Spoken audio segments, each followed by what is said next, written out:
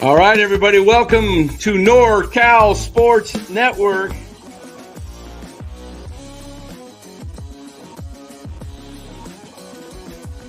And this is the same hat that Brock Purdy's dad wears. Chat loves it when Marty Lurie comes on. Anytime you lose a game this time of year, when you can't go backwards, it's a problem. All right, everybody, welcome on in to NorCal Sports Network.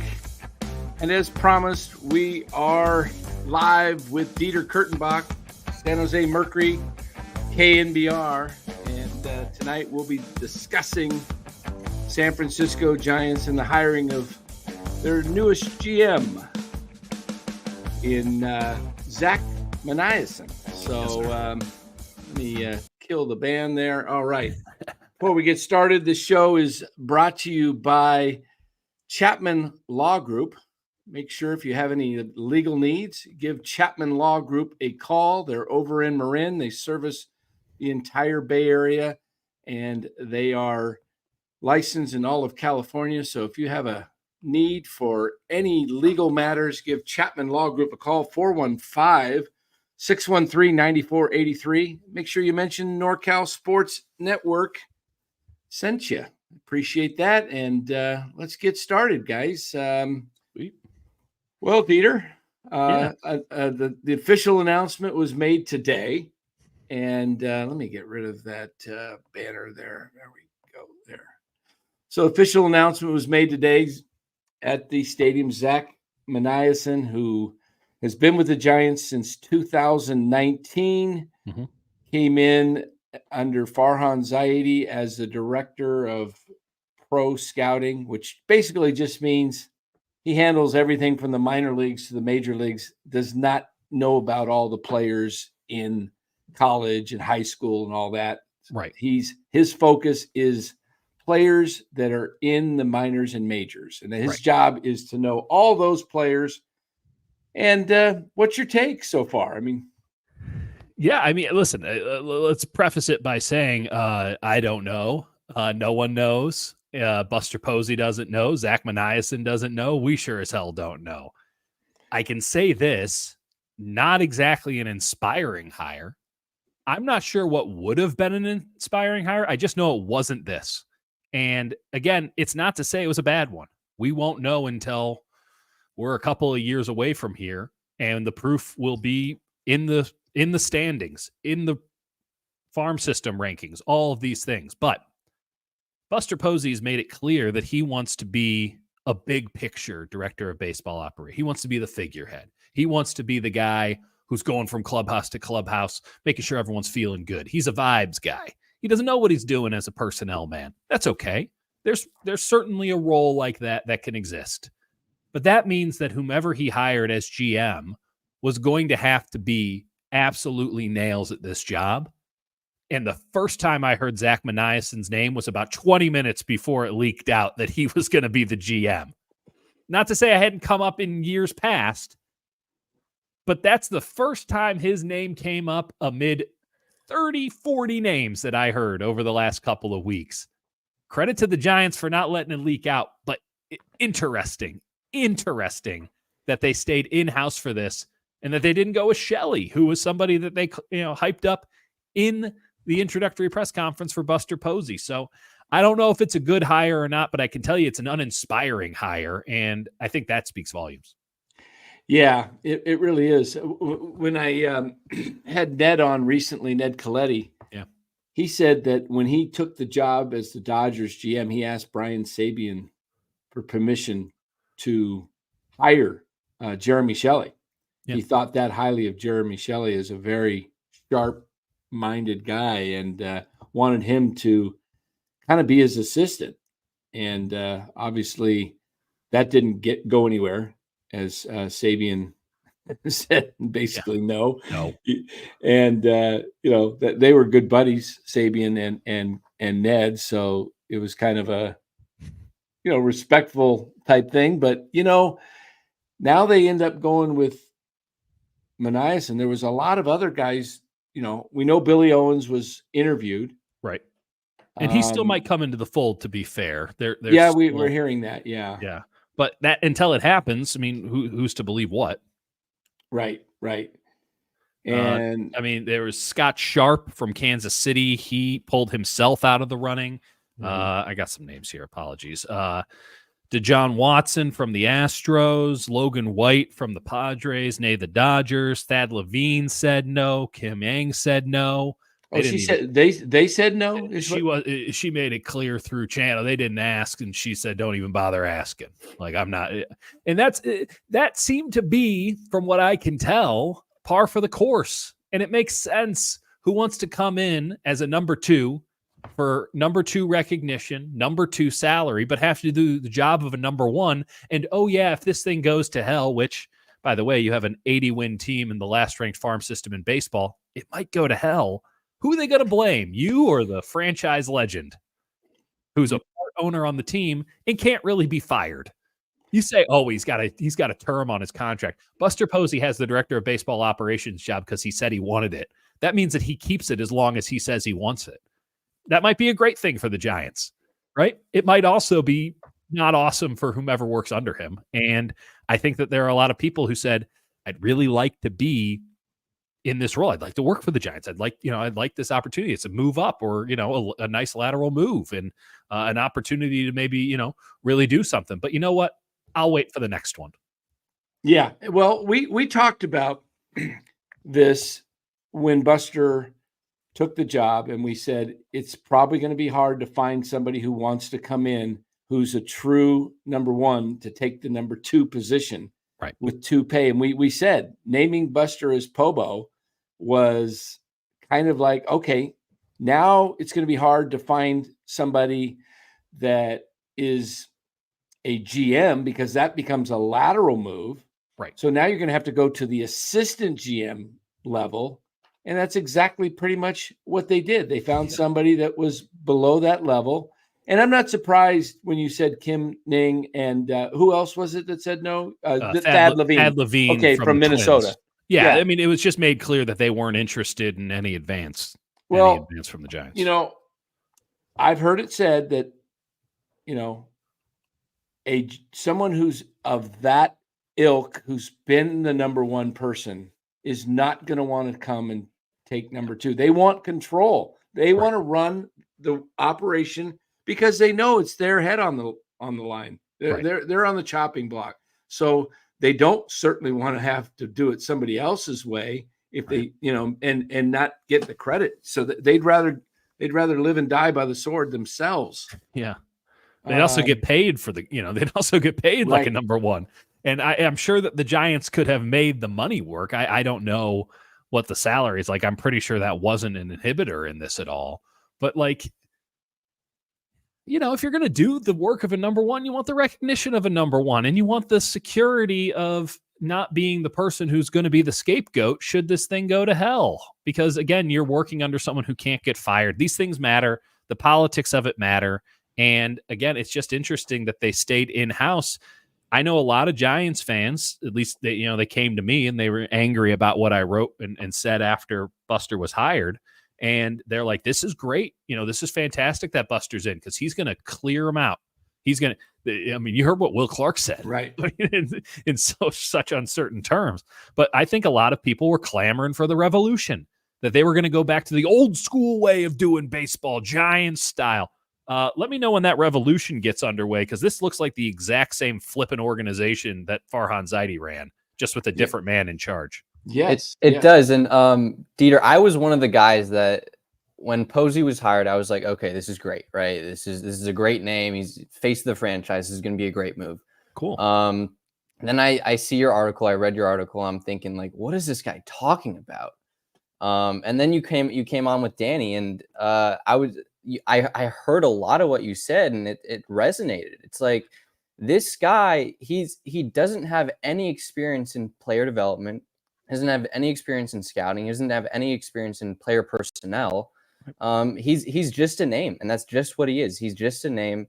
And this hire was the most important hire he's had to make so far, and he's gonna make in the next couple of years. Just because this guy is the guy that's gonna save his job or break his job. Yeah. I mean, none of us really know much about Minasian. How do you say his last name? Yeah. Minasian. That's telling in and of itself, right, though, right? Right. What we do know is he spent 14 years in the Brewers organization. He's been here since 2019. He was promoted to vice president of pro scouting in 22. Yeah. So he's been around the game. He's been around the baseball his whole career. He was in the clubhouse for the Rangers when he was a kid. Yeah. To me, it's refreshing to get someone in the organization that just knows baseball and is a baseball guy. Like, Bora, like, do you think that anybody in the organization who works for the San Francisco Giants doesn't know baseball? Like, this is where I kind of find umbrage with so many of these arguments. Like, oh, they're keeping someone from in-house. He knows how it works inside the operation. What about this operation from the last 6 years? Do you want to continue? That's a good point. That's a good point. Yeah. Farhan Zaidi is out of a job because clearly, and Buster Posey kicked him out of the job and took his job because clearly what was happening for the last 6 years, albeit for one 107 win season that no one can quite explain, was not acceptable to Buster Posey. And then when Buster Posey has to hire somebody to fix it, he goes, let's bring in someone who was very instrumental to whatever degree you determine, because again, we don't have a lot of info on this guy. So frankly, it's a Rorschach test there. But like, let's just make sure that we keep somebody from in-house. Buster Posey was so upset about the way the San Francisco Giants were being run, he had to take over immediately. He couldn't even wait a week to maybe get a GM under his belt, to get a lay of the land. He had to take over on Monday. He had to take that job right away. And his first true order of business is, let's promote someone from within. It doesn't line up. It doesn't make any sense. And everybody in baseball knows baseball. It's a question of who can execute it at a high level. And maybe Zack Minasian is that guy. I can't tell you he isn't. I just know that this is not the revolution that was never promised, to be fair, but that was expected by so many.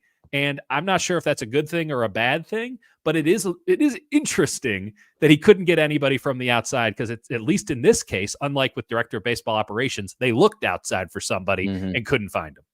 Do you know if they interviewed Carlos Rodriguez of Tampa Bay? I don't know I don't know on Tampa Bay. I don't know. This guy has an incredible resume. Let me read it for you guys here. I know. Yeah, Carlos is would have been a hell of an option. I never asked about him specifically, so I can't say one way or another. Yeah, it was very to me. Rodriguez has a great resume. If you look at it here, it's says right here, he's 14th season with the Tampa Bay Rays, a very successful organization, by the way, a lot more successful than the Giants in the last several years. Yeah. He transitioned to vice president, assistant general manager in 22, following one season as VP baseball ops and 2 seasons as vice president player development and international scouting. In his role, Rodriguez assists both Eric Meander and Peter Bendix in all areas of baseball ops, with an increased focus on major league operations, strategic initiatives, and international operations. Something the Giants need to improve on drastically is their international. Rodriguez previously oversaw the player development and performance science departments and helped lead a transition to a more comprehensive development environment. Let me just go on here.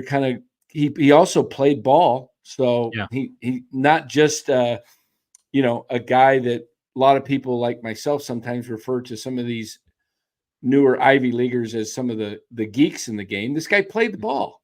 Yeah. I mean, so was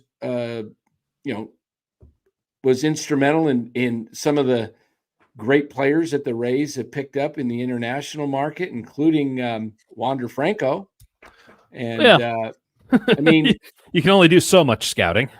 I mean, I don't understand why the Giants didn't even consider someone. Maybe they did, and maybe he turned it down. I don't know. I can't tell you one way or another. Certainly, he would be somebody. I can't imagine that he wasn't somebody at least bandied about.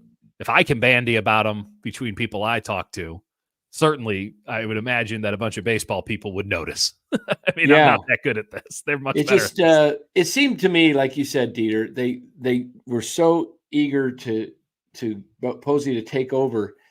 And I know you mentioned that right afterwards. Why couldn't we just wait a week, let things settle, you could have fired him. You didn't have to name somebody. That's right. You already had the win. Everyone was excited about him being fired. Right. And then they're like, and what they went full Steve. And here's one more thing. And it's like, they could have actually got two different That's right. bumps in their by PR the way, department. It would have worked out well for Buster. Now, I will say that given the fact that I seem to be the only one saying, what the hell are we doing here? It wouldn't have mattered. But it would have been something to where they could have at least floated it, right? It would have. Let's toss this out here and see how it goes, and then we can fulfill it if people like it, and if not, well, then we can figure out a more acute role. We can create a new role for Buster to where wasn't it possible to just have Buster as owner oversee the president of baseball ops? 100%. That's what I just was thinking. It's like, why didn't they just say, okay, Buster's role, he's going to hire the president of baseball ops, and the POBO will report directly to Buster. That's his role as the ownership group. Right. He could have literally made any job he wanted. He's part of ownership. Right. He decided that he wanted that job, but he's not going to do that job. Correct. And he made it harder to find somebody super qualified to do that job. He limited his talent pool significantly by taking on the title. And maybe he felt it was necessary to have that title. But, at a certain point, it's pretty clear where the hierarchy lies. It's when you ask something and they have to run it up the line, you pretty much figure out who the boss is eventually.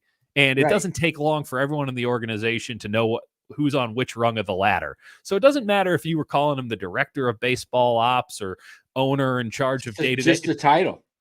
Exactly. The hierarchy and the ladder of superiority would have been pretty easily cleaned up. And by the way, it wouldn't have been an issue for the fans or the media because it would have been made pretty clear early on. We report to Buster because guess who's running the introductory press conference instead of Johnson? There's Buster. Well, when Buster moved out here, we talked about this when he moved out here last year back from Georgia. Mm-hmm.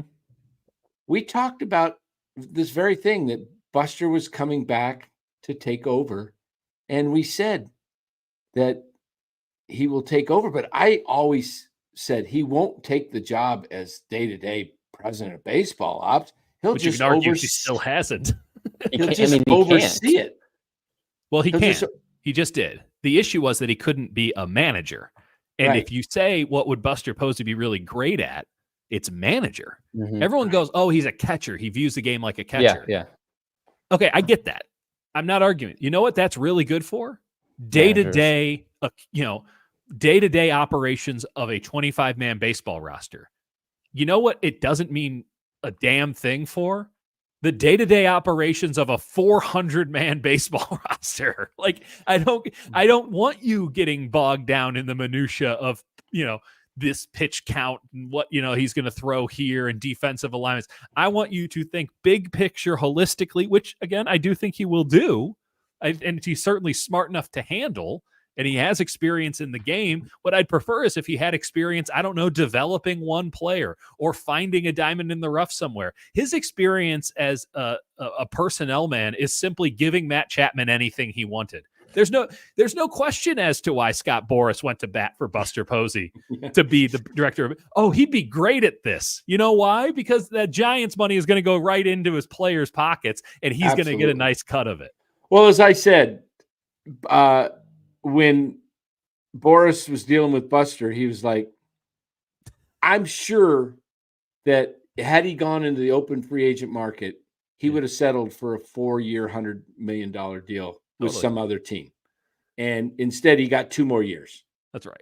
I don't think too many teams were going to – no one was given Chapman 6. I guarantee you that. No one was giving him more than 1. That's the thing. And Matt Chapman had a wonderful season, don't get me wrong, but I don't think it was going to fundamentally change his free agent market in the way that it will for a Blake Snell.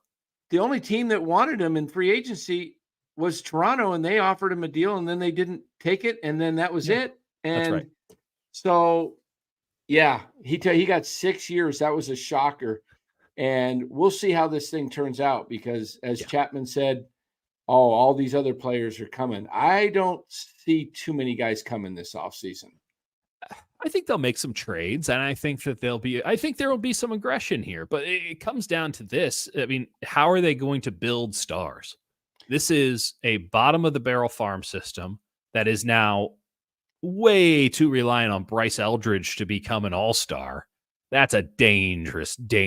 That's some really bad team nonsense where you're all in on one kid. Mm-hmm. They don't even have alternatives. You're all in on one kid. That's how you end up bottom of the division. Yep. And I really hope it works out. And I do think that these farm system rankings are a little misleading sometimes because it's still just talent evaluators saying XYZ, and a guy who you have as a C, if he turns into a B, that's like a big deal. That's an everyday player at the major league level as opposed to kind of a quadruple A guy. But they can't sign a star. When they do get one, they give them whatever the hell they want. And now they have them for too long, which is what will happen with Chapman. And then they can't get the big names and they can't make a big name. And it's like, okay, so how is this going to change? Right. Here's my thing is with this team is, look, you can't get free agent hitters, star players to come. They're not coming. And you certainly haven't done a good job at developing them. 100%. What do you do well? You develop pitchers and you sign free agent pitchers because people love to pitch in Oracle Park. Who wouldn't want to pitch in a big pitcher's park where the ball doesn't go out as much as it does in a lot of other places? And now you've got 29 other places. Yeah. So why not do this? Now, this is controversial, and I know it is, but that's okay. I say things that are controversial all the time. And I wouldn't know anything about that. and I love Logan Webb. Yeah. And I think he's a great guy and he's a great leader, but you know what? He's your only asset that will bring you back something in return. So what can you do? Go re-sign Blake Snell, go get Corbin Burns, and go get a Nathan Eovaldi as your third guy, or maybe even a Walker Buehler who's going to be cheaper, but he's showing he maybe is coming back. Mm-hmm. Get 3 pitchers in the free agent market and trade Webb for 2 studs who were top 100 players that maybe are now graduated and are on the Baltimore Orioles, guys like a Kobe Mayo or and add some hitters that are young and controllable. And you hate to lose Webb, but you know what? I've looked at the trade evaluators. The only thing that is of value for the Giants is Logan Webb, Elliot Ramos, and Bryce Eldridge. That's it. Yeah. They don't value Carson Whisenhunt very high. Nope. They don't value Harrison very high anymore. Nor should they. And Luis Matos and Luciano's values have dropped. If they ever had any. Right. What do you have to trade that's going to bring you back something that you can build with? They can't just, you look at what they did with trading Jorge Soler. They got this kid Ceballos who's wasn't that great in Atlanta. He's got some pop, but likely doesn't see much in the major leagues. Probably not a difference maker. What did the Braves do? They turn around and trade Soler for a back-end starter. Pretty good one. Canning. Yes, Griffin Canning, who's going to be a number 4 or 5 with the Braves. He's going to be useful. And what did the Giants need last year at the trade deadline to try and make a playoff run? Well, but they had to get rid of some guys for luxury tax purposes. So heaven forbid you bring back any salary. And by the way, Alex Cobb, who would have been a nice player to have down the stretch, they're like, well, we gotta get rid of him too, because I don't know if you saw Hayden Birdsong, but he had 2 great outings against the Rockies. So we're clearly all in on him, and that clearly didn't go great. Like, again, what about the last 6 years? Is anyone saying we need to keep rolling back? They're in a hole that's equally as deep as the one that Farhan Zaidi inherited. Yeah, they're this was one of not deeper. If not deeper. And like, they're trending closer to 5th than they are 3rd. No doubt about it.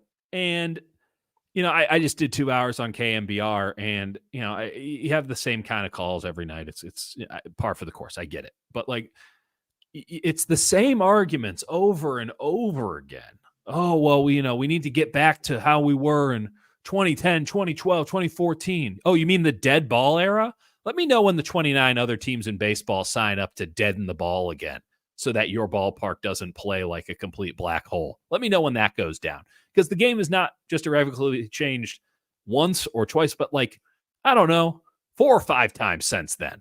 It was a literal dead ball era. And now the ball is alive and everyone is lifting it and pitchers are power arms and the starting pitcher is dead. Some stuff has gone down in the last decade. I hear, they should play to their ballpark. Now, I'm with you in that you should be trying to maximize the amount of pitching you bring in and that you should have an advantage there and you should play to that advantage. But the idea that, you should only get hitters that do doubles and triples, you should play to triples alley. Well, let me know how that works in the 82 other games you play, when the other teams are hitting home runs, but you're really slapping some triples out there at Great American Ballpark or in, Washington, D.C. Like, yeah, you play to your ballpark. I get that. You'd like the opportunity to get something done in your ballpark, but to just eschew power altogether for the sake of being better at it for 82 games or being at an advantage for 82 games, you're at a massive disadvantage in the other 82 games. I got an idea. Produce a single power hitter ever. Do that. Go and make one. And I get that you have to be Barry Bonds to hit one out at here, but like, what if you had 4 or 5 guys who were decent power hitters? Maybe every now and again you'd be somewhere around top 10 in home runs in the league, even though you play at Oracle Park. I'm really struggling to find routes in which this thing doesn't start getting worse as opposed to start getting better.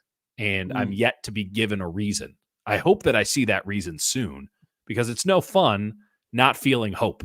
But right now, the hope entirely relies on the fact that everyone loves Buster Posey.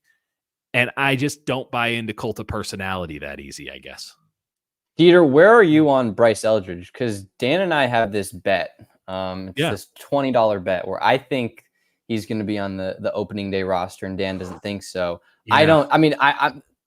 It's just a bet. I'm not. Are you getting plus money on that? You have my Venmo, right? You have my Venmo. Yeah, I think you might as well get out ahead on that one. I don't think they're going to opening day him, but what do you think of him? Because I mean, we've had Cody, even your dynasty. He loves Eldridge. He projects Eldridge as a 30 to 40 home run guy.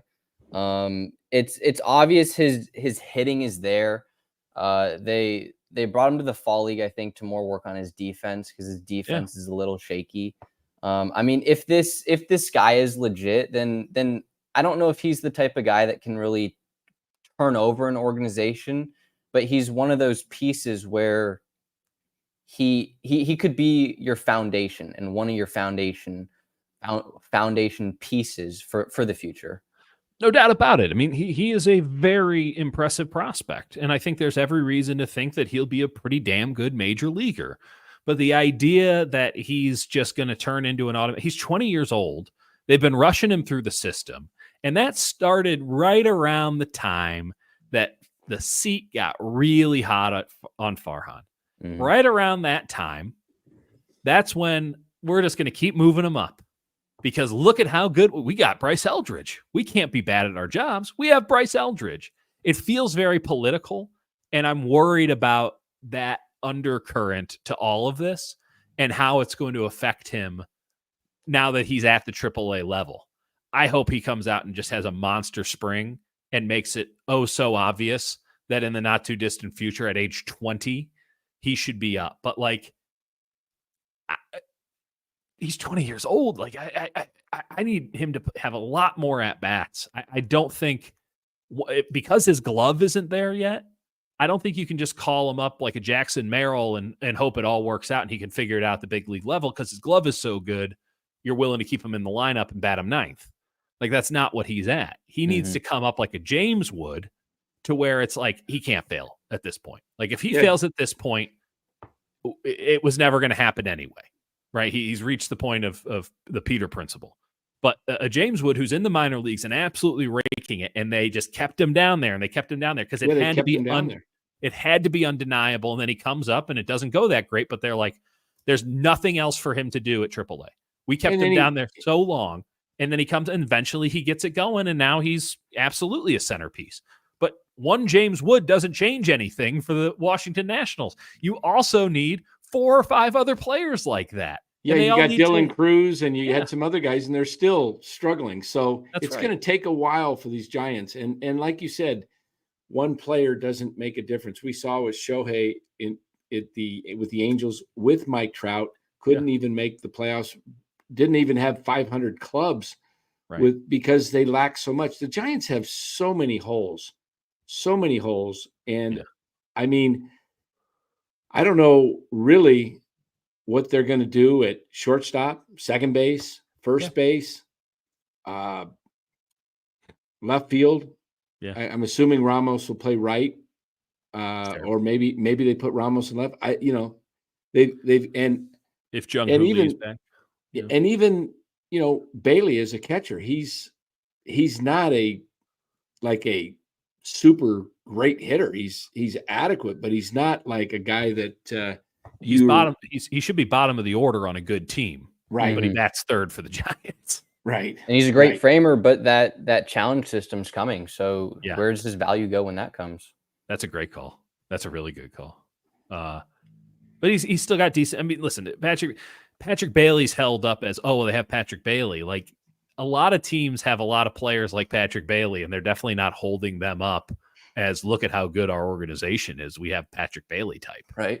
You need like an entire team of Patrick Bailey types. And it would be one thing if this, organization, which by the way, they were 8th in salary last year, the top 6 teams in salary, including the Mets, who were trying to rebuild and paying about $140 million to nobody, or guys who weren't playing for them. But even they made the playoffs. Top 6 teams made the playoffs in payroll. 7 was the Texas Rangers, who had just won the World Series. And then there's the Giants right there at 8. Like, that's an issue, except for the fact that payroll matters. You should make the playoffs if you have that big of a payroll.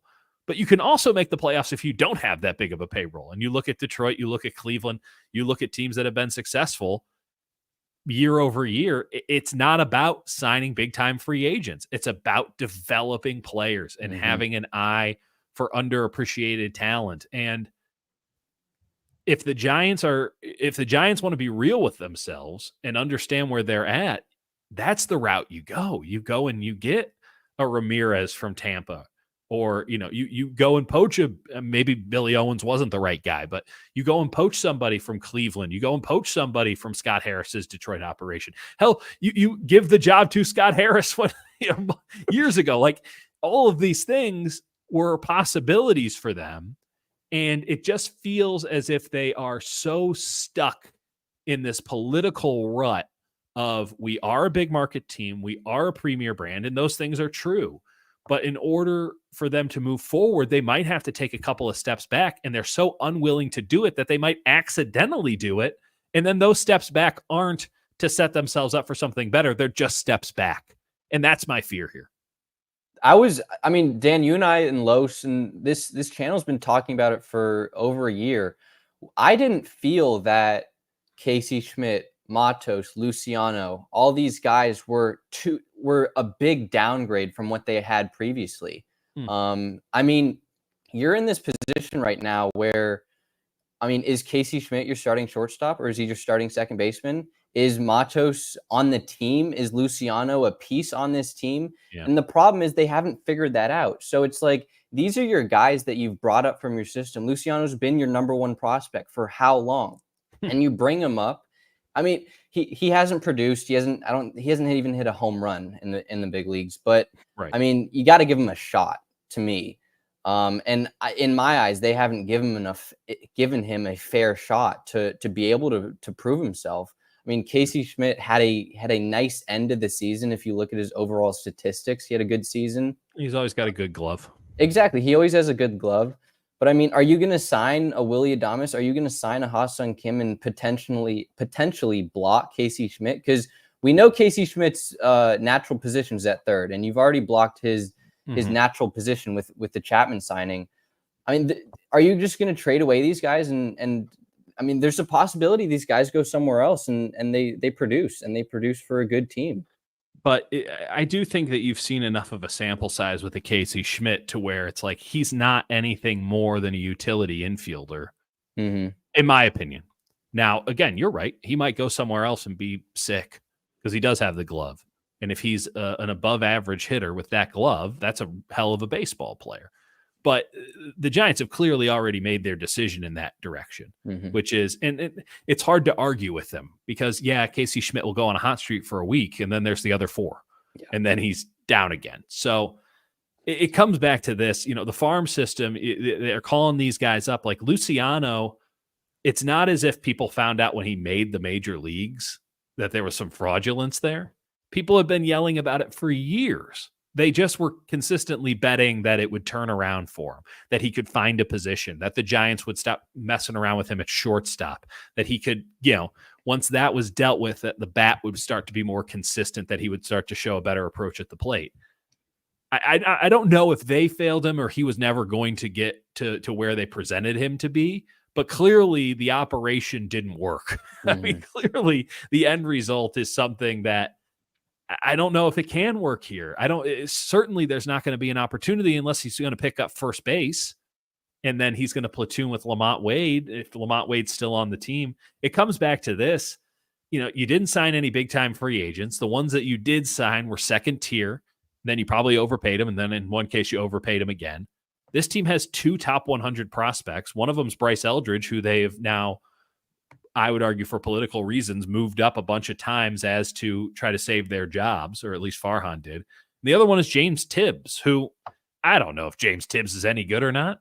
James Tibbs to me is a stretch at that first draft pick. He looks like a guy that might be a decent player, but not a star. But I don't see stardom in James Mike Tibbs. Yastrzemski. Yeah, which you can. Why are you using a first round pick on a guy who could be a Mike Yastrzemski? There's a million Mike Yastrzemskis out here every year. Right. Every year, the question is, do you go get another Mike Yastrzemski, or do you keep the Mike Yastrzemski you have? Because there's a bunch of dudes who are just floating in that space of platoon bat, good on one side, plus defense, not inspiring. Maybe gets you 20 home runs if he has a great year. Like that's a dime a dozen in Major League Baseball these days. I'm not nothing personal, and I know none of us do have anything personal against these guys. We're just talking as we see it, but I'm a little tired of just the Donovan Waltons, those type of guys that are just all over this organization. I mean, they're on the 40-man roster, and they just promote these guys. They trade for these guys, and then they're here for sometimes they're only here a week or two. At least that was the way it was with Farhan. And then they're gone, and another guy is coming up that is just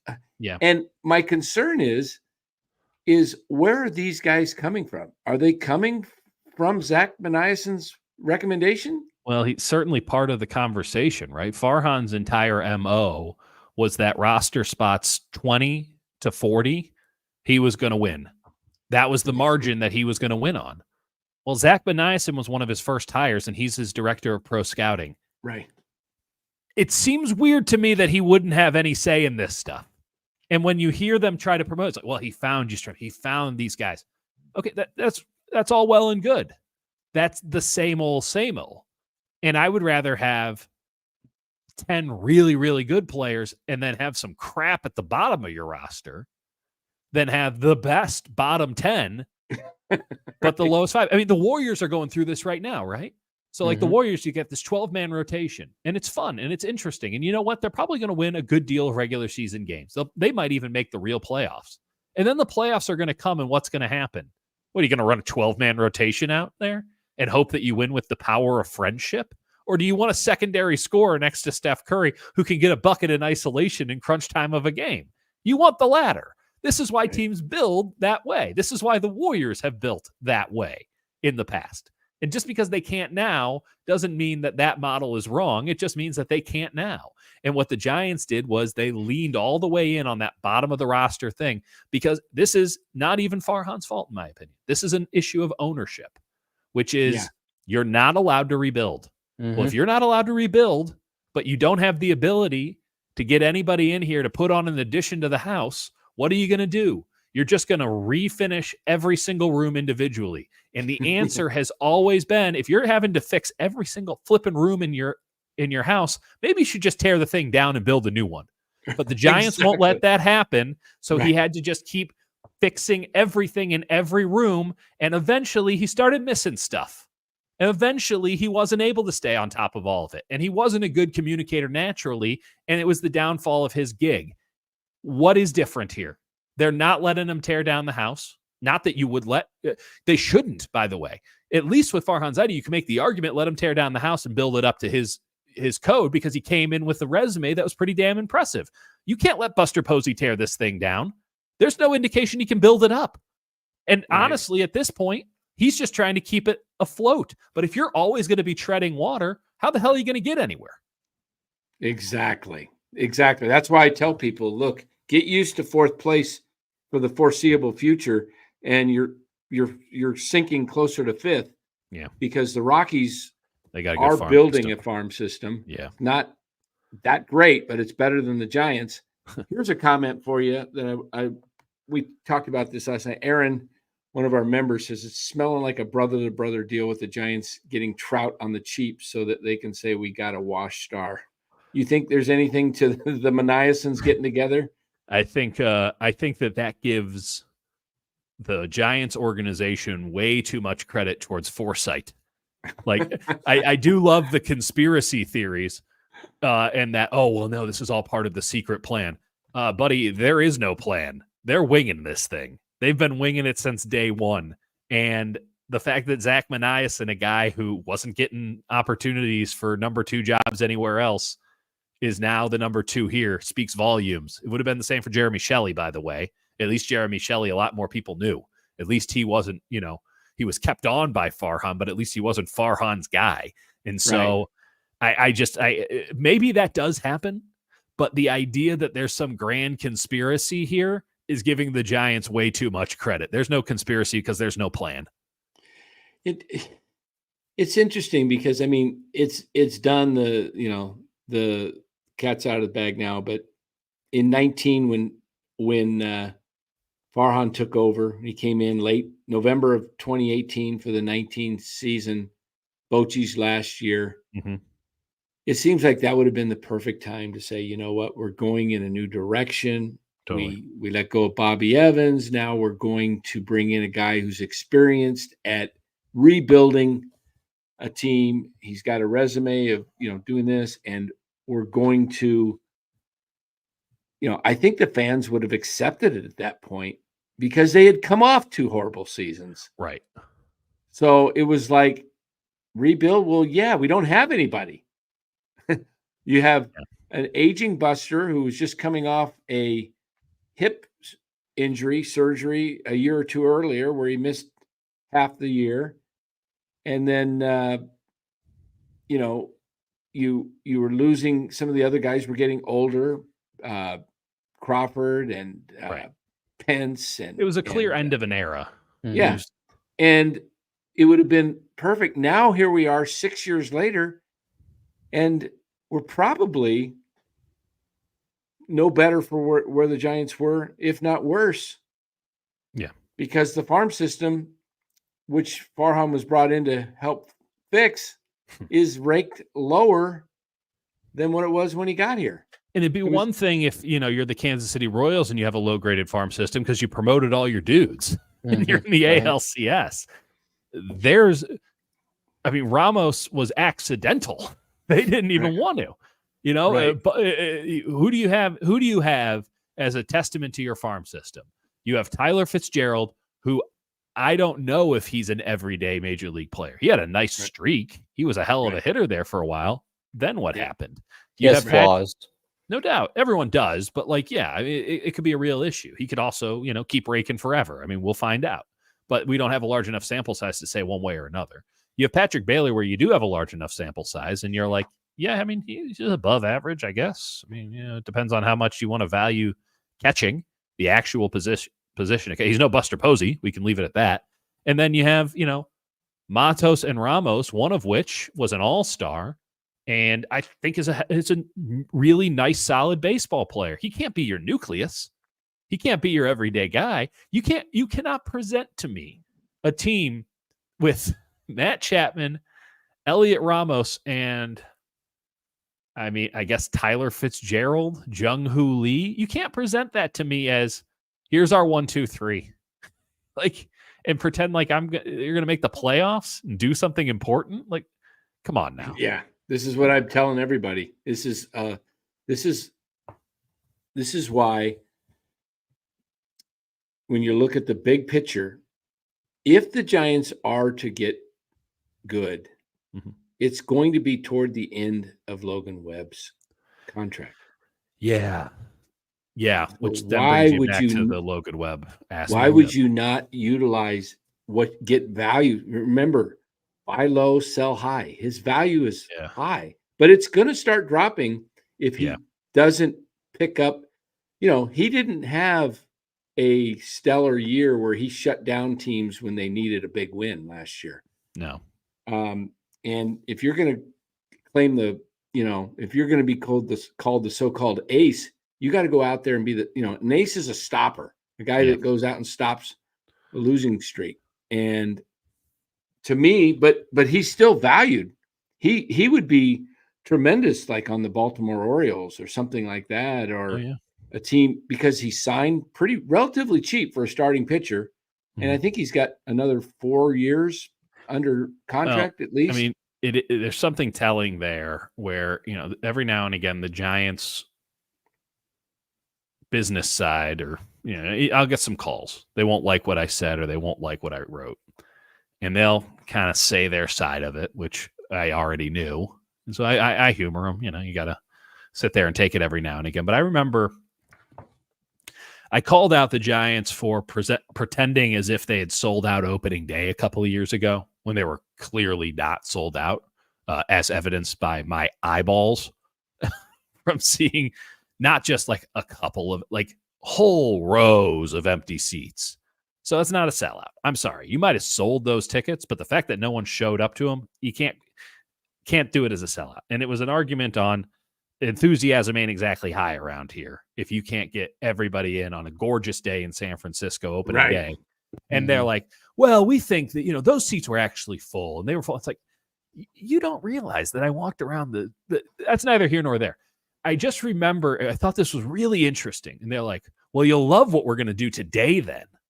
And I'm like, you mean the Logan Webb contract? And they go, oh yeah, you're going to love that.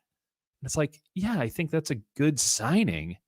It felt so political. It felt so pandering in a way. And it's something that just kind of, I view a lot of the things that the Giants do with that lens now of, oh, you'll gobble this stuff up. It doesn't matter if the fan base likes it or not. You know what the fan base likes? Winning baseball games. No one cared how the 107 win team was constructed. They didn't care that it was a bunch of no names and also rans. They won baseball games and they played good baseball that season. They didn't care that it was bullpen games and not, because they won. The ends always will justify the means when the end is a win. And you have to be able to repeatedly do it. That's easier said than done. But the ends always justify the means if it's a win. So I don't care about the politics and I don't care about the pandering. What I want them to start doing is winning baseball games. And when I look around the sport on how games are won these days, I don't see anything that the Giants are doing that indicates that they're going to follow the same path. And I definitely don't get the indication that they're the counterculture that's going to prove everybody else wrong. Right. And, there's a lot of fans who I think are being led astray into believing, and there's some Giants content shows that are out there talking about Juan Soto as the answer and that Juan Soto's coming. They think they got a shot at Juan Soto. We've done this before. Right. I do not personally see that. Why would Soto even want to come here? They're not a winning team. If somehow all the other teams in baseball that are going to be bidding on Juan Soto suddenly decide that they don't want to spend any money anymore, and the San Francisco Giants are flush with cash comparatively, maybe he'll come for an extra $100 million. Right. I don't think that's how it's going to go down. I think the Yankees will just say, how much do you want? And then he'll go, here's what the Yankees are going to give me. Can you give me more? And every other team is going to go like, yeah, we'll give you 10% more. We'll give you 5% more. And the Giants will say, we'll give you 15% more. And then he'll look at it and he'll say, yeah, I'll just take the Yankees offer. Or I'll go to the Phillies. Or I'll go to one of these other teams. Because at a certain point, the money is so stupid. There's a point of diminishing returns. And I'll just go to a place where I enjoy playing. And, oh, by the way, I won the pennant this past year. Right. I looked at the numbers, too. And I figure if he gets 13 years, somewhere in that neighborhood, and averages 35 homers a year, he's going to pass Ken Griffey Jr. in Yankee Stadium. He's not going to hit 600 home runs in his career if he plays in San Francisco. No. And, I mean, also, we're getting into this, too. Like, is it prudent to sign anybody to that kind of a contract? Okay, like basically, if you're signing someone to a 13-year contract, let's just be realistic about it. Now, Juan Soto, obviously on the very young side, one of the youngest guys to ever be in a position to do this, like Bryce Harper before him. But you do that, and now you are buying his prime, late prime, and post prime. Right. So what you're really doing is you're buying for 13 years, 6 good years. So whatever the annual value is, just think about it as double, because you're only getting half of that contract fully paid by Juan Soto in terms of production. You're not getting 13 years of production from anybody. You're not getting 13 years of production from Ken Griffey Jr. You can ask the Cincinnati Reds about that. You're not getting 13 years from Bryce Harper. You can ask the Phillies about that. And he's been great, but how many games has he missed? Like, I don't think I want to be in the business of signing anyone to 13-year deals. Just like the Giants, I think rightly have been not in the business of signing pitchers to long-term deals. I don't know. The entire profession hinges on ligaments. Maybe we don't go all the way in on them. Right. Just a thought. Right. I also think that I think Soto is going to probably end up, like you said, back with the Yankees, but it wouldn't shock me to see Scott Boras try and work out a deal, even if it's $1 million more than what Shohei got. He didn't represent Shohei, and I could see him working for a deal. Okay, our starting point is in the 7s, and see what he gets, and it's going to start there. And if it comes down to the mid 6s, and they're getting close to a deal, and then it pumps it back up to over 7. That's what I think. I mean, a lot of people say it's going to only be in the high 5s or low 6s. I see this thing going to 7. I just do. Just the door was open for Shohei, and I could see him show. I mean, he turned down $440, right, 3 years ago with Washington. So add inflation.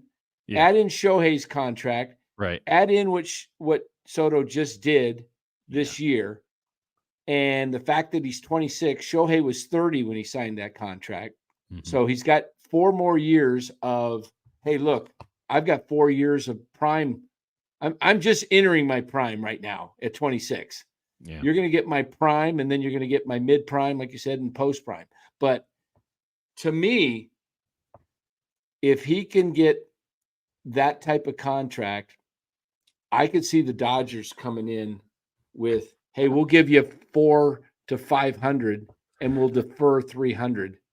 Yeah. And, why wouldn't he want to play with the Dodgers? The guy would be in the World Series almost every year. Yeah, pretty much guaranteed. I mean, I'll say this too, like $700 million. You know what? I'd rather have $700 million players or $50 million players. Or what if we just take all of that money and in 1 year we build an entire team out of $20 million players? We just go all the way in. Doesn't matter. We're gonna spend $700 million on 1 year. Luxury taxes be damned, but we're going all in on 1 year. Give us your $20 million players. We will eat all your salary. If one guy could fix it, it'd be fixed by a lot of different teams on a lot of different teams by now. I mean, shit. The Dodgers have Ohtani, Betts, Freeman, Will Smith, Muncy, and they still needed Tommy Edman to be good. They still, think about all the pitchers that they had to go through. Like, Think about the Yankees. You have Judge. You have, whatever Giancarlo Stanton is anymore. You had to go get Jazz Chisholm. And then, you have Jason Dominguez coming up, but we have to get Juan Soto. We already have Garrett Cole, but we need to go get a Juan Soto on top of it. And that got them one World Series win. Like, we're wading in the wrong pools here. Let the Mets and the Yankees and the Dodgers and maybe the Cubs, if they want to be bold once every 5 years, let them make a mistake like this, because there's never been one of these contracts that's worked out. You know what? I kind of liked the way they did it with Matt Chapman.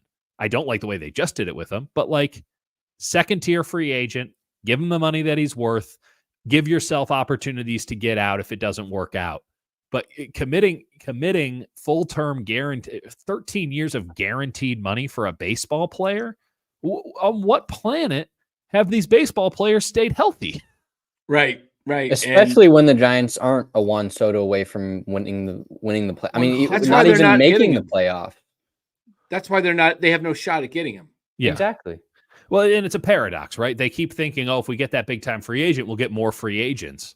And it's like, well, you'll never get the big-time free agent because there's nobody good here. And so it's like, it always comes back to the same thing. I don't know, maybe produce some better players in your farm system. Right. That's what Mad Dog said the other day, Russo. He said the Giants need to concentrate on getting good before they go out and get star free agent players. They're looking for someone to save them. And it's like, you need to fix yourself first. No one wants to be with your broke ass. And that takes time, and they have one of the worst ranked farm systems in baseball. So it's not just one draft class that's going to turn this around. It's going to take multiple draft classes in like 2 to 3 to 4 years, if that, to really turn this team around. That's why I said I don't think they're going to be competitive until 28, 29 at the earliest. Yeah. And that's why I'm in for moving Webb. Not because I dislike Webb. I just think you're going to waste all of his years. And you're going to say, oh, wait, we had Logan Webb here for 4 years. And what did it bring us? But it brought us no playoffs. But Dan, you keep coming back to the issue at hand, which is politically, they can't trade Logan Webb because that would signal to the fan base that, hey, we're taking a step back, and they're petrified of what happens if anyone actually figures out that they're taking a step back. They're petrified of it because they love the revenue. They can't get enough of the revenue. They got bills to pay, and they got to keep the ballpark filled. So they'll keep putting out a mediocre product that they know is not going to go anywhere, keep scrapping and fighting and clawing so that they're competitive all the way up until September, all the way up until when school goes back into session and no one shows up to the games anyway. Make sure that the summer keeps the ballpark full and everyone interested. They'll do that every year in perpetuity before they ever eat one, for the sake of making some real money on the back end, because there's risk involved. And these are not people who are willing to take on risk. It should be noted that Franklin Templeton Investments has underperformed the stock market by 33% this past year. The stock market's gone up by 20%. These are the people who run your baseball team. They can't even make money in a bear market. What are we doing here? That's true. That's my line of business too. And that's a great point. What do you think of this comment by Che? I think Chi or Che, but I think it's Che. Oh, wow. With the Soto will do a 2-stage deal. $360 million a year for 5 years, and then a 7-year deal. Wouldn't his opt-out be earlier? Wouldn't he try to get in? Wouldn't he try to get out if he was trying to get out before he was 30? I would think. Yeah. Also, I mean, same thing. Like, I guess you're arguing that in a couple of years, inflation of players is going to. But I would like to also make this point. I don't think baseball salaries are going to be going up that much anymore going forward. Not when you have 22 of the 30 teams. I could be overestimating that, but the majority. The TV contracts. Yep. And so, and by the way, everyone goes, well, the Giants and the Dodgers and all these guys, Yes Network and all. By the way, let me know how that's going to go for them when they need to renegotiate their cable deals. Cable's dead. It's been bankrolling the sport for the last 25, 30 years, and it's dead. The national TV deals are going down. So the idea that if Juan Soto does, I would try to get as much money as you can right now. Because Yes. this might be the last time the entire sport is flush the way that this entire sport is flush. And if you have fewer teams that can actually compete financially, well, then there's fewer teams that are bidding your price up. And if you have an entire sport that's going down fiscally, then you're certainly not getting, oh, well, in 3 to 4 years with inflation, I'll get more. The hell you will. There won't be as much money in 3 to 4 years. So this is something to keep in mind for the Giants. Maybe it's advantageous to stay nimble here because you do have some money and there might be a bunch of teams dropping out. And so instead of going and getting a one big guy, you can maybe go and get 3 or 4 pretty good guys here in the not too distant future because there's just not teams bidding on them because they can't afford them. Right.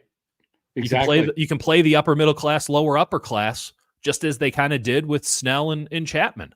But you can do it more. You can get 3 or 4 of those guys because, again, the market is just not going to be as competitive, and you're not having to kind of hold your nose and hope this all works out because you know they're solid players. You just know that there's not enough money to go around for all the solid players on the market, so you can go and scoop up a couple of them on team-friendly deals, maybe not fiscally, but term-wise, which is something, if we're just speaking I'm way more comfortable with because I hate term. I hate term. I would rather have a Kevin Gausman situation than a situation. I mean, I can't even name them anymore, where you have a 9-year deal and you're 2 years in and it's all gone to hell. That's so much worse than losing a player who was good because he had a short-term deal and he went and signed somewhere else because the risk is always going to be there. And while I'm very pro taking risks in so many areas, though not in my personal life, it seems, I am not very keen for a baseball team to be run in such a risky manner because you're playing in a sport with guaranteed money, and that money has to stay on the books for, in the case of Ken Griffey Jr., 14 years. And I don't think the money's going to be there in 14 years. Right. Then you got guys like Steven Strasburg, who signed a huge deal and then never pitched again right after the 19 World Series. Yeah. Now this, Rick, LA, the Dodgers are an exception.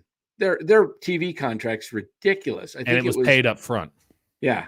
Wasn't it like $1 billion? Something, it was $7 $1 billion. billion? Yeah. Some crazy amount. They also have 25,000 more seats than the Giants, and they sell out every night. And they can put whatever price they want on those tickets because they sell out every night. And they can charge $22 for the worst beer you've ever had because they sell out every night. And it's like they are humming at such a high level. I mean, the same thing is true for the Braves. The Braves are just in a situation where they're run by a hedge fund who is trying to take some profits off the top. The Dodgers are run by a consortium of people who aren't trying to make money, but are just trying to keep the machine rolling at a certain pace and love the culture. They don't need any more money. They love the cultural cachet of being an owner of the Dodgers and having this dominant team. Oh, yeah. It's their plaything. And it's not just the LA market. LA has become an international business, the Dodgers. What they've done in Japan, but you go to almost any city in America and you watch Dodger fans converge walking down the street in unison. Yeah. And more people love to jump on a bandwagon, right? No doubt. It's just everyone's life sucks. Why wouldn't you want to be part of a good thing? Right.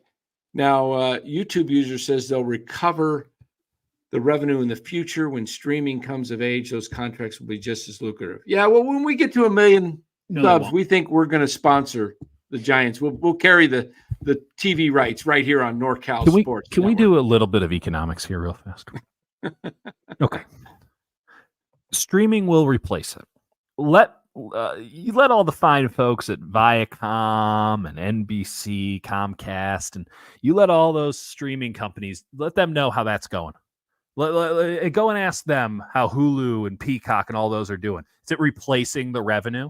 It isn't even coming close because people don't have to have it and because it's additional costs. Now, here's the flip side. The reason that cable was paying for everything is because people who didn't watch sports still had to pay the $4 carriage fee for the sports channel. Everything was packaged together. Now you're currently in a situation where you go to the grocery store and you buy exactly what you want for your meal. Beforehand, you were part of one of those dumbass food services where they just ship all the stuff to your house and you have all these ingredients. You might not even use half of them. Someone else is doing the grocery shopping for you.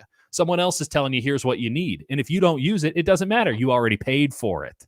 And that was happening in every house in America And in every local market in America, the cable company, they had all the channels. They were charging everyone $60, $70, $80, $150 for channels that it was a spreadsheet. Some channels cost 50 cents. Some channels like the sports, ESPN cost $4. The local sports channel costs $6 or $3, depending on your market. And it just went down the line, and everybody had to buy it because it was one size fits all with cable TV. You couldn't a la carte it. And now you're saying, oh, well, streaming will do it. And it's a la carte. It absolutely is not. It is absolutely not. And you can say, oh, well, the streaming deals for the NFL are great. Well, the NFL is a national product. Baseball, over the last 20 years with Bud Selig and Rob Manfred, has shifted itself into a tribal product, a regional product. And regional products don't benefit from national streaming deals. So now you're having to convince everybody in your market to buy your streaming package. You have to take the upfront costs. You have to put the money into it. You can go ask the folks over with the Chicago Cubs how Marquee Network is doing for them. It's a drain on the overall operation because there's a shit ton of overhead into building a TV network, and there's no guarantee it's going to get on anybody's TV screens because you have to argue the carriage fees, and every cable company, petrified of losing their final 10% of subscribers here, are saying we're not going to add costs to what we already have. It is not a model that is sustainable. It's already exploded. Diamond Sports Group is in bankruptcy proceedings every day of the week for the last 2 years. The idea that streaming will... now it's FanDuel Sports. They had to sell the name.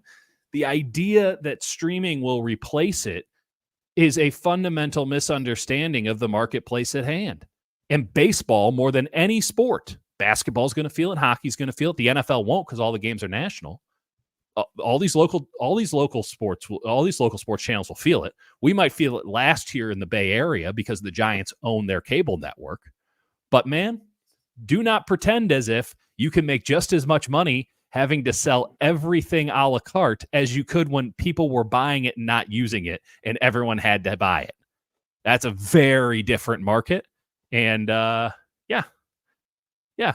Let me know how that goes for you. It ain't gonna work. That's a good point.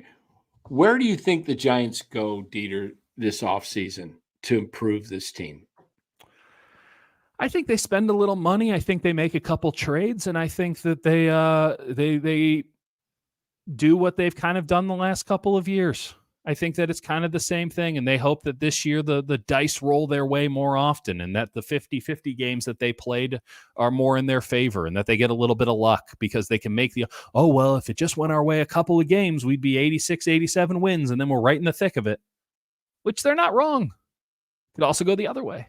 So yeah, I think a Willie Adames probably comes in, and okay, that's our shortstop, and then we'll move Tyler Fitzgerald to second, and they'll find a platoon for Lamont Wade in a trade. Maybe they move Yaz, and we'll let Jung Hoo Lee and Matos, and then we'll go with Ramos, and we'll go with Matos in a corner, or we'll DH Luciano to start the year, but we'll have somebody around to maybe platoon with him, and it will just sort of be this piecemeal operation that all looks very fine but ain't going to get you anywhere of importance. I agree. To me, one of the positions that no one's talking about that I think they should go get is backup catcher. Yeah. I don't know what the plan with Tom Murphy is. He's signed for another year. Is he going to come back? Who knows? But we've seen now 2 years in a row where Patrick Bailey starts off hot and just falls off a cliff in the second half of the season. If you want to get the most value out of Patrick Bailey, Dan, you suggested this earlier in the season, go get someone where you can split 50-50 time with them. Like the Braves have done with Darno and Sean Murphy the past couple of years. Get the most out of Patrick Bailey because that'll save him for the rest of his career and down the stretch if you hope to make the playoffs. And it's too bad because I kept saying you had the guy. You had Joey Bart. Yeah. And you didn't need to go get Tom Murphy. You had Joey Bart in his arbitration years. He'd never really been given a full shot. Think about it. No. 2020, he was rushed up when Buster says, I'm opting out. And then 21, he's back in the minors. He doesn't even see the majors, but maybe a couple of at-bats. and he's still probably going to be in the minors in 22. But Buster all of a sudden retires.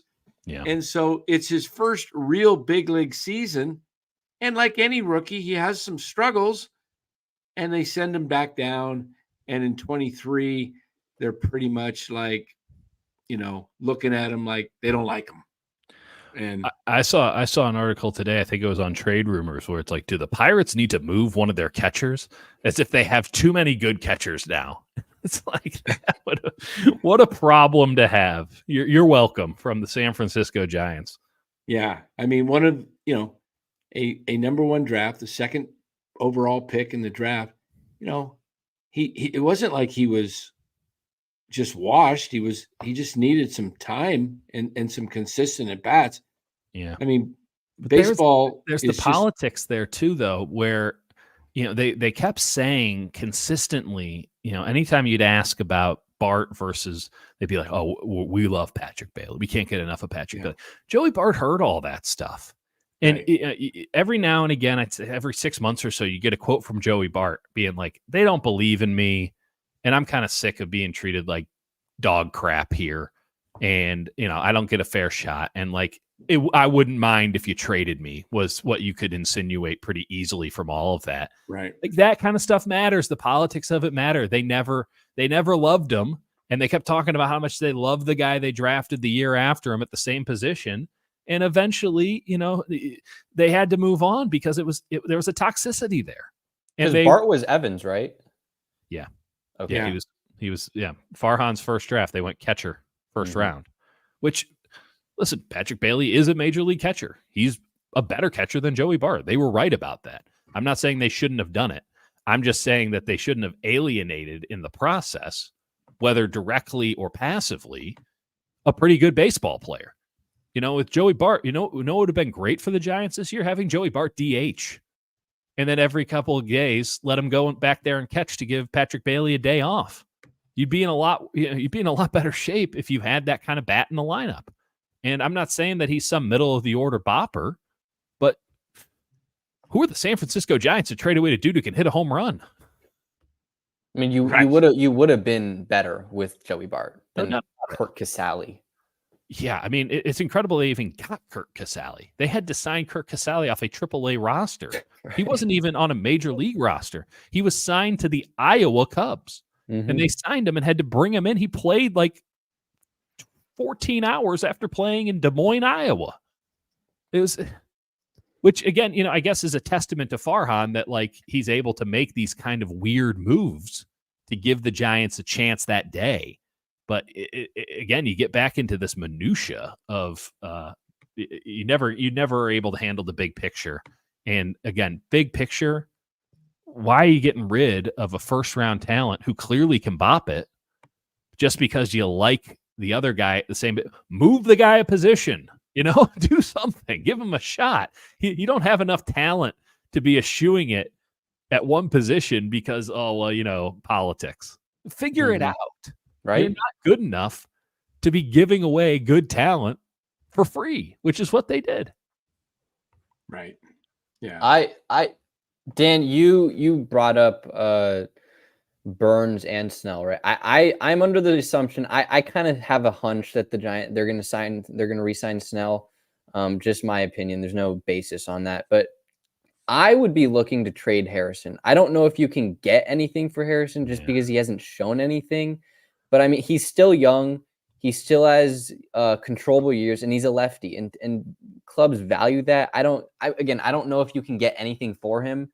But I would just be going all in on this pitching staff because I mean, your ballpark is one of the better pitching ballparks. I would say you don't need to trade Webb if you can have a 1, 2, 3 of Snell, Burns, and Webb. I mean, that's deadly, and you could do that. Yeah. You could do that. It's not out of the realm. Well, the thing, if you have Snell, Webb, and Burns at your top of your rotation, and Robbie Ray's your fourth, and Harrison or Birdsong's your fifth, if you do get to the playoffs, you're dangerous because in a short series, we saw what the Tigers did this year with their Tariq Skubal in a short series. I mean, he was one pitch away. He threw one bad pitch against Cleveland, and otherwise they're in the American League Championship Series possibly. Mm-hmm. So if you get 3 of those guys, like you have Burns and Snell and Webb and Robbie Ray. It just sounds ridiculous. Like, that's not going to happen. It's probably not, but it could if they had a plan. If they had a plan, but I don't think they have a plan. See, like you said, go out and sign 7 $100 million guys. Why not go ahead and give? I mean, I would experiment. I would go out and pay. I don't think they'll take it because they want a bigger deal, but why not go out and offer a guy 2 years, 100 million pitchers? You know, no, 2 years, we'll give you 50 million a year. Burns, Snell, 100 million, and come here and let's see what it looks like. Let's see if we can make a run at this thing in the 2 years. But I think the days of these 5-6 year deals of pitchers is done. I mean, it's foolish. It's foolish. It really is. Though I will say, when you're talking about that much money, you actually kind of maybe want a little bit of tenure, nothing crazy, but you want to 1 or 2 years. You end up in a situation like Snell where he has half a good season and he's like, "See you boys later." Mm-hmm. Whereas if you have a couple of years of tenure and he misses a year, at least you're getting 2 years out of the 3. Like, if you have to build in the attrition, you want a little bit of term there. You just don't want 5 years or 7 years or 13 years. Yeah, and I would agree with this, YouTube. I've watched a lot of Patrick Bailey. I watched all 162. He misses a lot of balls behind the plate. Yeah, what's up with that? He just doesn't catch it. Yeah, he just doesn't catch. He's trying to frame it too quickly, and he misses the ball. He's great pop time, and when he catches the ball, he's a great framer. But I don't know how valuable, like Boris said, when they go to a challenge system or an automated strike zone. Mm-hmm. And I think that just goes away. It's being tested. I think it's going to be tested this year in spring training, guys. I think it's being tested in the Arizona Fall League. I think it's the check swing one. But so when this comes into play, all these guys that are going down on one knee because they can frame the low pitch, they're going to go back to blocking the ball. And that's not to say Bailey doesn't have the ability to get better at blocking, right, or catching the ball, because he's not going to be focused on framing. But I mean, still, that's where his value is. If you look at all the advanced stats, I mean, he is the best framer in the league, and he's just an average to below average blocker. So 100%. Yeah, exactly. Well, guys, you got anything else you want to add to it before we get out of here? Or? I'm good. I've emptied the clip. Yeah, I meet you. It's a Friday night. It's late, guys. Hey, thanks for joining again, Dieter. We'll have you back on for sure. As nice meeting you. Anything happens in the off season here, we'll be bringing it to you. We'll get Dieter's takes on these things. Yeah. Just to kind of wrap up, guys. As I've been telling you, I think it's going to be more of the same with the Giants. I don't see this move that they made, as Dieter said, is anything really earth-shattering. It's just, it's a boring move. Yeah. I mean, if he's the trader that Brian Sabian was when he first took his first year at 97, I mean, Sabian traded Matt Williams. He traded for JT Snow. He, brought in Jeff Kemp. He basically rebuilt the ball club with seasoned veterans that had upside. Mm-hmm. But I just don't know if the Giants, think about it though, the Giants traded Matt Williams. He was a star player. Yeah. They had stuff to trade from. They had Barry Bonds. They had Matt Williams. Yeah. They had that. The Giants don't have anything to the cupboard is empty, so to speak. Right. It's like, so where do you build this from? And that's why they're going to have to build around the margins. And the guy that I think was probably responsible for a lot of these mid-level acquisitions is now in charge. Yeah. Yep. So there you have it, guys. we'll see. And for the We're Juan rooting Soto for him. fans, I don't think he's coming. Don't get your hopes up. Don't build your. Don't get the custom jersey just yet. Yeah, if he comes, like I said, I will definitely have egg in my face because I don't see it happening. Well, he'll have enough money to clean it up for you. Yeah. Dr. Dilly, a good friend of the show, Duvall, and another minor league pitcher to the Jays for Bichette. That's not a bad deal. Doval's value, though, is at an all-time low. Like, yeah, but the time to trade him was before he just Bichette's completely imploded. But Bichette's is too. So, yeah. That's a problem for a problem right there. I don't have a problem with it. Yeah. That's not a bad deal. Now you got Walker as your closer. So, all right. Well, thanks to Dieter and to Bora for joining here. I'm trying to find our exit music. Where did it go? There it is. All right. So back 8 o'clock-ish, Golden State Warriors, Houston Rockets post-game show. And we'll have a few guests for that. And Dieter, we'll have to have you on sometime for Warriors post-game. That's sounds great. Yeah. Something we love to do. We're definitely not just a Giants crowd here. We follow it all. We got Warriors, 49er coverage, but look at it, Warriors being 45 to 50 win team. Right in that mark this year. So yep. We'll Sounds see right how to it me. goes. All right, guys.